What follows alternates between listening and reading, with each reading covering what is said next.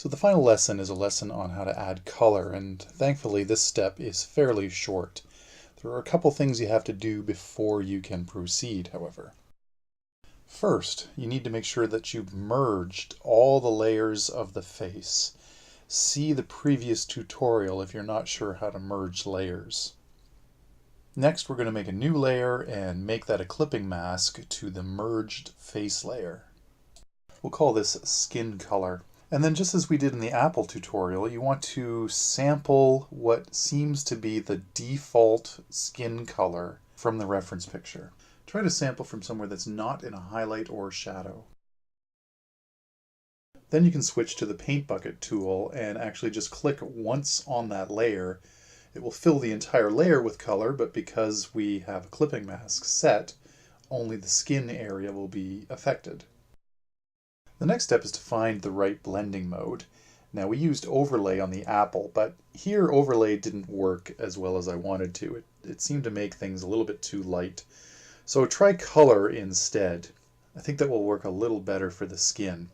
Even here it looks a little bit too brown. So if that happens to you, if you're not satisfied with the way that it looks, you can always go back and sample a slightly different area in the skin.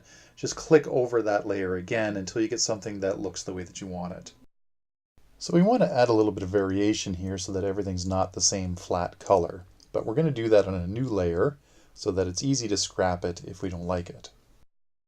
So first we're going to sample some of the red from her cheeks. Make sure that you've got a very soft-edged brush for these steps and a very low opacity, low 20%. And we're going to gradually put in the color here. We don't want it to be too bright, too intense. Oh, and we need to change the layer blend mode to color.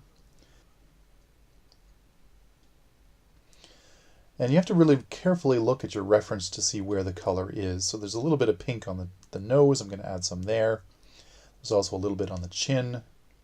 Because this is all on the same layer, you can easily change the layer opacity if you've found that you've made your colors too dark. And next are the lips. You can sample that color directly from your reference. You may want to do the lips on a new layer just to keep them separate, but be sure to pay attention to your reference as you're painting them in. Don't just rely on what you think lips look like. Look very closely at hers to see how far the color goes. It doesn't actually touch the edges on the left and the right.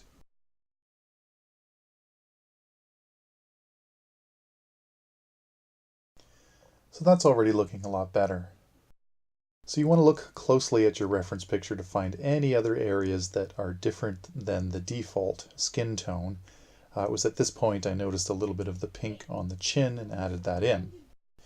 Now we don't want skin color on the eyes, so we're going to deal with that by creating a layer mask. It's been a while since we've used those, so it's the button up here. Make sure that your skin layer is selected when you click that. You may want to switch to a harder edged brush for this. And you definitely want to be at 100% opacity. And then we're going to paint black over the eyes so that skin color is hidden.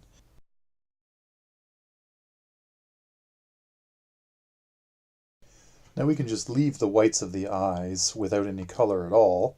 We'll paint the irises by sampling the color from our reference. And that's pretty much it for the face. Now you should probably save your work at this point, and remember to save it as a new file. Now for the hair, we're going to do almost exactly the same thing. We're going to start by merging the layers of hair that are behind the face. Don't merge the one we put above the face. We're going to keep that separate for now. But all the layers behind the face, select them all, and then right-click and go down to Merge Layers. Then we're going to make a new layer for the hair color and make it a clipping mask to that newly merged layer. And then sample a color from within the hair. Go to the paint bucket tool and add that to this new layer. Now because it's already set as a clipping mask, it'll conform to the shape of the hair. Now we have to choose a blend mode. And again, we start with overlay. But when I tried overlay, I found that that looked a little bit too dark. Well, quite a bit too dark, actually. So then I switched to color, but it seemed a little bit too saturated compared to the reference picture. So if this happens to you, go back and start sampling colors from different areas in the hair. So you'll see that each time you click with the paint bucket to change the color, that will make the hair look different. And keep doing it until you find one that's pretty close to your reference.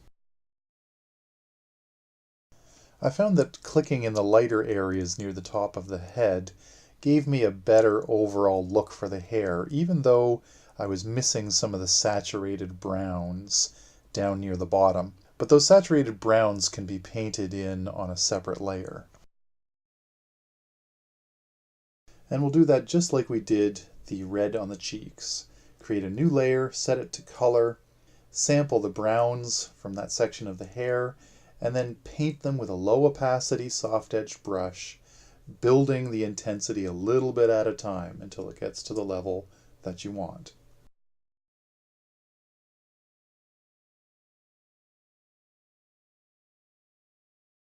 Now, you remember the layer that we made for the hair that goes in front of the face? We still need to do something with that. First, duplicate the layer that has your hair color on it.